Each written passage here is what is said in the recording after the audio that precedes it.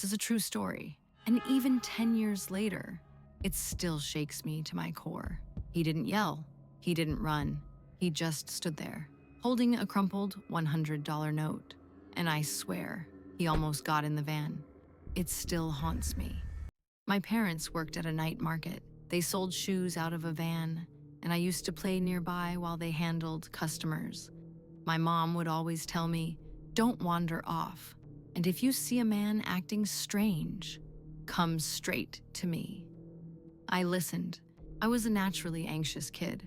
Always had that feeling like something could go wrong at any time. And on that night, something almost did. I was pretending to be a Pokemon trainer, just a kid playing beside our van. That's when I saw him. A tall, skinny man standing behind an abandoned burger stall. He wasn't shopping. He wasn't walking. He was just watching. He stepped forward, just slightly, and held something up.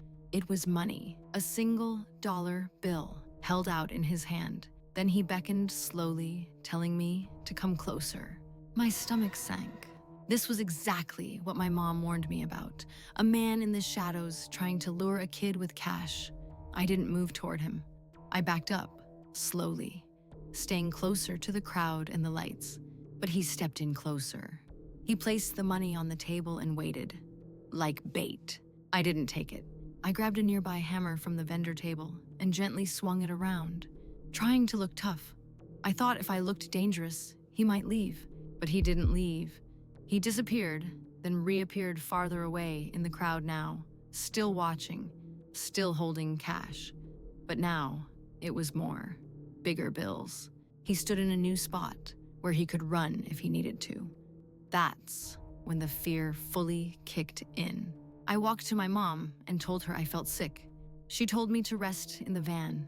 I got in, closed the door, but the other door was still unlocked. I sat inside, still shaken, trying to calm down. I looked through the windows for a while. No sign of him. I exhaled. Maybe he left. Maybe it was over. But just as I was starting to relax, I saw it, a familiar haircut, pass by the van window. And then I saw his shadow move toward the other door, the unlocked one.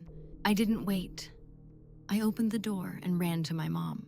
Out of breath, I told her what happened. She told my dad, and he followed me back to the spot. The man was gone, vanished, but there it was. That same dollar note, still sitting on the table where he first stood. My dad picked it up and handed it to me with a laugh. There, now he can't lure you anymore. But that moment, that man never left my mind. I still think about it. Was I the only kid he ever tried that on? Has he done worse? Was he ever caught? I'll never know.